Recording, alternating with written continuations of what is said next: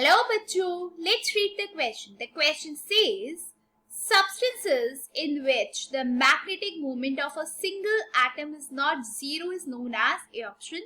diamagnetic, B option, paramagnetic, C option, ferromagnetic and D option is ferrimagnetic.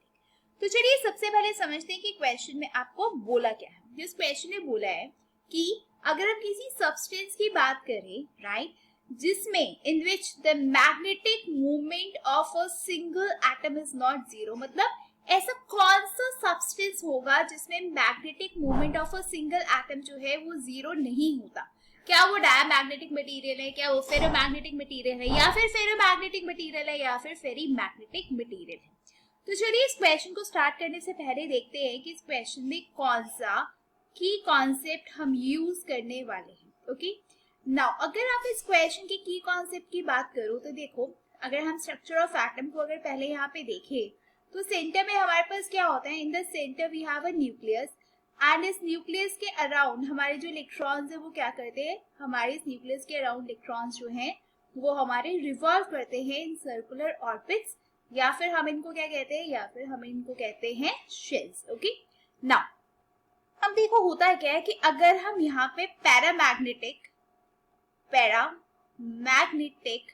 अगर हम material की बात कर रहे हैं तो पैरामैग्नेटिक मटेरियल में देखो क्या होता है कि पैरामैग्नेटिक मटेरियल में क्या होता है कि आपके जो मैक्सिमम इलेक्ट्रॉन्स है ना, क्या होता है, जो आपके मैक्सिमम इलेक्ट्रॉन्स होते हैं वो आपके कहाँ रिवॉल्व करते हैं, वो आपके रिवॉल्व करते हैं, कहाँ पे रिवॉल्व करते हैं, दे revolve in a single direction, they revolve in a single direction, मतलब एक ही किसी पर्टिकुलर डायरेक्शन में, एक ही सिंगल डायरेक्शन में क्या कर रहे होंगे, आपके जो मैक्सिमम इलेक्ट्रॉन्स है वो रिवॉल्व कर रहे होंगे अराउंड द न्यूक्लियस। सपोज करो कि अगर मैंने बोला कि मैक्सिमम इलेक्ट्रॉन्स जो है वो इस डायरेक्शन में लाइक मूव कर रहे हैं, तो देखिए अगर मैक्सिमम इलेक्ट्रॉन्स आपके एक सिंगल डायरेक्शन में ही मूव करेंगे तो ऑब्वियस सी बात है कि अगर हम यहाँ पे बात करें नेट मैग्नेटिक मूवमेंट की, नेट मैग्नेटिक मूवमेंट, तो इसका मतलब क्या है कि नेट मैग्नेटिक मूवमेंट इस केस में तो आपका जो जीरो है वो नहीं हो सकता। क्यों नहीं हो सकता? बिकॉज नेट मैग्नेटिक मूवमेंट होने के लिए जो इलेक्ट्रॉन्स है वो एक ही डायरेक्शन में तो मैक्सिमम इलेक्ट्रॉन्स रिवॉल्व नहीं करने चाहिए, लेकिन इस केस में ऐसा बिल्कुल भी नहीं हो रहा है। इसका मतलब पैरामैग्नेटिक ही आपके वो ऐसे मटेरियल्स होंगे जिसमें जो नेट मैग्नेटिक मूवमेंट है आपका of an atom due to